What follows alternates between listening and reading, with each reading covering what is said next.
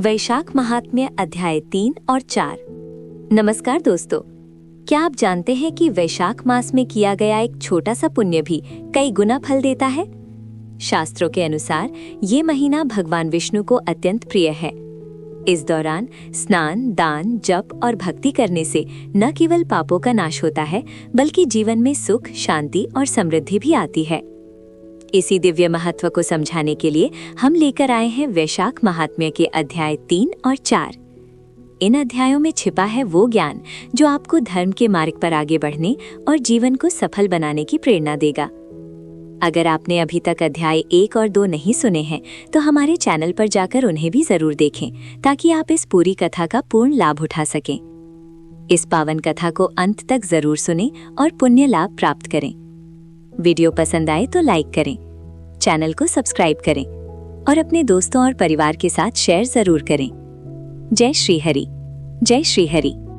वैशाख महात्म्य का 3रा अध्याय। नारद जी बोले, जो मनुष्य श्रेष्ठ ब्राह्मण को पलंग दान करता है, ब्राह्मण की उस पर सुख से सुलाकर ठंडी ठंडी हवा की जाए तो संपूर्ण धर्मों के साधन से उसका शरीर निरोग रहता है।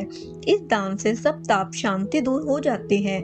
वह मनुष्य योगियों से भी दुर्लभ पद पाता है। जो मनुष्य वैशाख में धूप के थके हुए ब्राह्मणों को सुंदर श्रमनाशक पलंग दान करता है, वह मनुष्य, हे राजन, संसार के जन्म मरण और विद्यावस्था के कष्ट नहीं भोगता। पलंग पर ब्राह्मण के शयन करने से जीवन भर के जाने अनजाने किए हुए पाप नष्ट हो जाते हैं।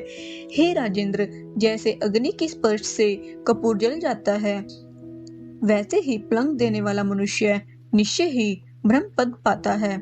जो मनुष्य वैशाख मास में शय्या दान करे, वह इसी जन्म में सब सुखों को भोगता है। उसके कुल की वृद्धि होती है, कोई रोग नहीं होता, उसे बड़ी आयु, निरोगता, यश और धैर्य मिलता है। उस धर्मात्मा के कुल में 100 पीढ़ी तक कोई अधर्मी नहीं होता है।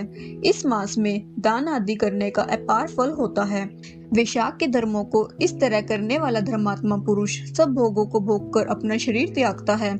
जो वेद पाठी ब्राह्मणों को तकिया दान करता है, उसके सभी पाप नष्ट हो जाते हैं और अंत में ब्रह्म पद प्राप्त होता है।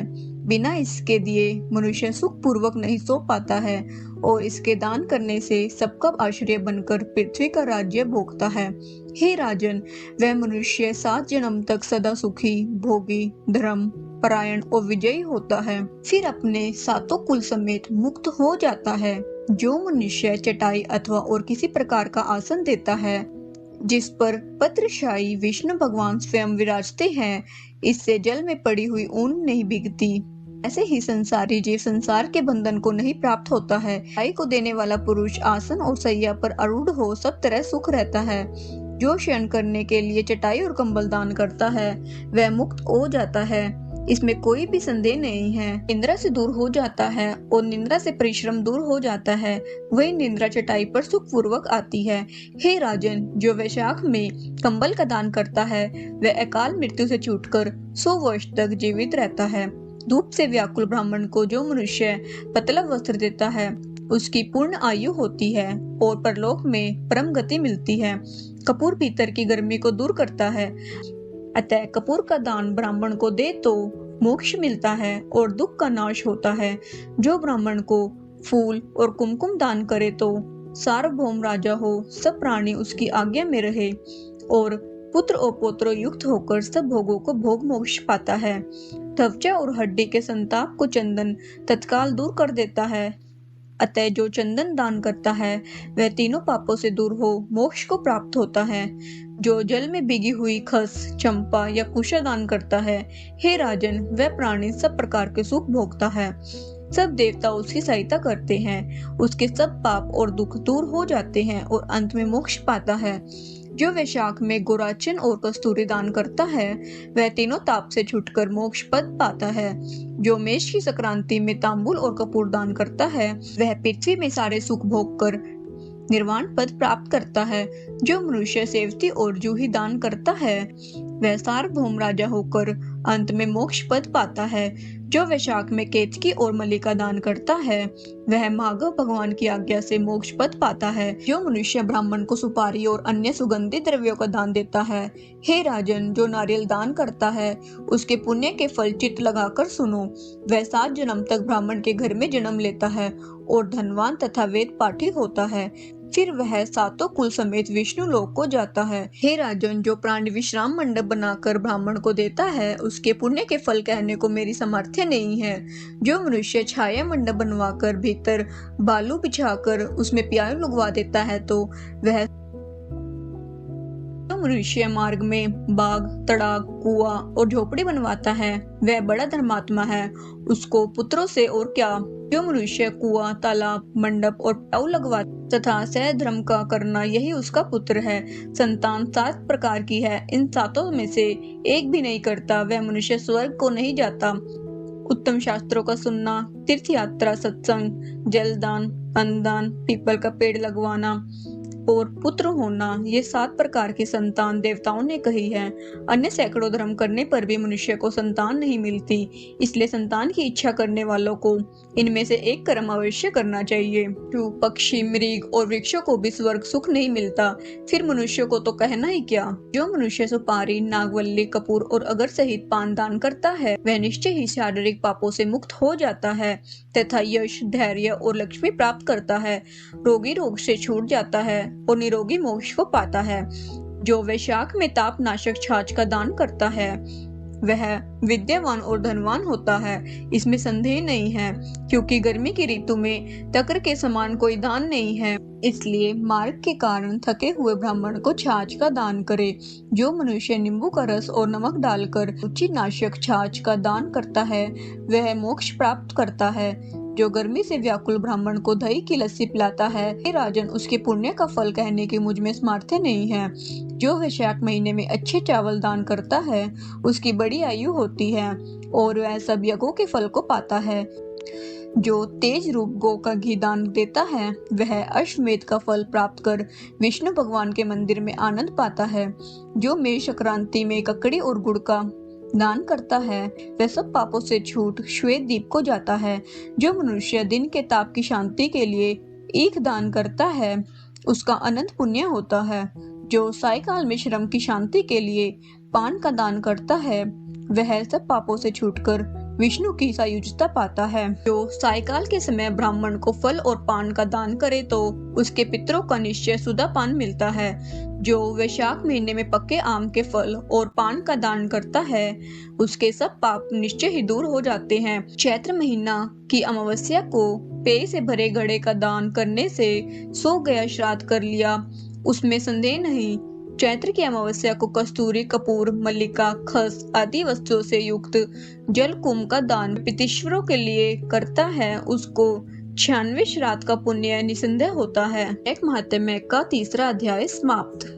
वैशाख महात्म्य का 4था अध्याय। नारद जी बोले, हे राजन, जैसे रसों में दूध, दूध से दही और दही से घृत उत्तम है, ऐसे ही मासों में कार्तिक मास, कार्तिक से माघ तथा माघ से वैशाख मास अधिक है। इसमें धर्म करना बरगद की ब्राई की तरह बढ़ता है। मेघ की संक्रांति में मधुसूदन भगवान का ध्यान कर तथा प्रातःकाल स्नान कर विष्णु भगवान का पूजन करे और मंत्र से मधुसूदन भगवान की प्रार्थना करे। हे मधुसूदन देवादिदेव, मैं वैशाख मेष की संक्रांति पर प्रातःकाल स्नान करने की कामना करता हूँ, आप इसे निर्विघ्न पूर्ण कीजिए। फिर अर्घ्य देते हुए कहे, हे मधुसूदन, आपको अर्घ्य देता हूँ, इसे भली भांति ग्रहण कीजिए। गंगा आदि तीर्थ सब जलाशय मेरे दिए हुए अर्घ्य को प्रसन्नता से ग्रहण करो और मुझ पर प्रसन्न होकर यथा उचित फल दीजिए। फिर वस्त्र पहनकर आह्निक कर्मों को पूरा करे, फूलों से भगवान का पूजन करे। विष्णु भगवान के वैशाख मास संबंधी कथा सुनने से वह कोटि जन्म के संचित पापों से छूटकर मोक्ष पाता है। पृथ्वी, स्वर्ग और पाताल कहीं भी दुख नहीं होता है, कभी गर्भ में नहीं आता है और ना कभी माता का दूध पीता है। वैशाख मास में जो तेल मलना, दिन में सोना, कांसे के बर्तन में भोजन, खाट पर सोना, घर में स्नान, निषिद्ध भोजन, दोबारा भोजन, रात्रि काल में भोजन करता है और उत्तम उत्तम कथा नहीं सुनता, न किसी तीर्थ पर जाकर स्नान करता, न दान देता है, वह नरक में जाता है और चंडाल योनि को प्राप्त होता है। उसे कुत्ते की योनि 100 वर्ष तक प्राप्त होती है। फिर गधे व खच्चर की योनि प्राप्त कर नरकगामी होता है। 1000 ब्राह्मणों की हत्या का पाप किसी तरह दूर हो जाता है, परंतु वैशाख मास में स्नान आदि न करने से उसका पाप कभी दूर नहीं होता। वैशाख मास में नियम पूर्वक कमल के पत्तों पर भोजन करने से सब पापों से निवृत्त होकर विष्णु लोक में जाता है। वैशाख मास में दोपहर के समय मार्ग चलकर अपने घर पर आए हुए या थके हुए ब्राह्मण को सुंदर आसन देकर जो चरणों को दबाता है और चरणों को अपने मस्तक पर छिड़कता है, के सब बंधन कट जाते हैं। उसे गंगा आदि संपूर्ण तीर्थों में स्नान करने के बराबर फल निश्चय ही मिलता है।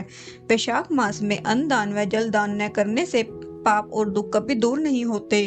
प्रातः काल सूर्योदय होने पर सागर से मिलने वाली सप्त गंगा, जानवी, वृद्ध गंगा, कालिंदी, सरस्वती, कावेरी, नर्मदा और वेणी में स्नान करके विष्णु भगवान में मन लगाने से 7 जन्म के संचित पाप शीघ्र नष्ट हो जाते हैं। वैशाख के महीने में बावड़ी में स्नान करने या घर से अलग अप्राकृतिक गौ के चरण के रखने की जगह के समान जल भरा हो तो उसमें भी स्नान करने से हे राजन बड़े बड़े पाप दूर हो जाते हैं। जो कोई धन संपन्न हो अथवा दरिद्री या पराधीन हो, उसे जो वस्तु मिल जाए वह ब्राह्मण को दान देना उचित है।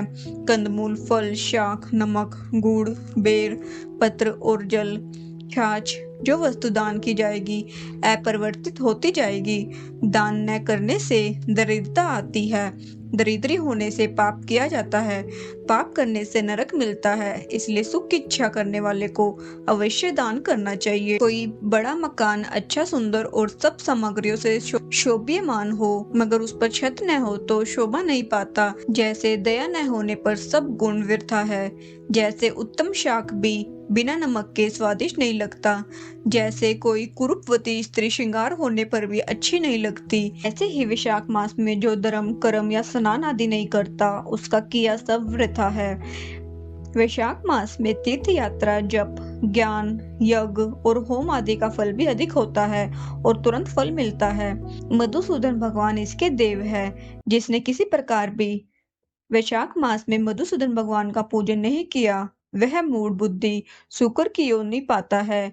जो तुलसी दल से वैशाख मास में मधुसूदन भगवान की पूजा करता है वह सार्वभौम राजा हो कोटि जन्म तक अनेक सुख भोगता है, फिर अपनी करोड़ कुल को लेकर विष्णु की सायुज्य मुक्ति को पाता है। इस तरह वैशाख महात्म्य का 4था अध्याय समाप्त हुआ। जय विष्णु भगवान की जय।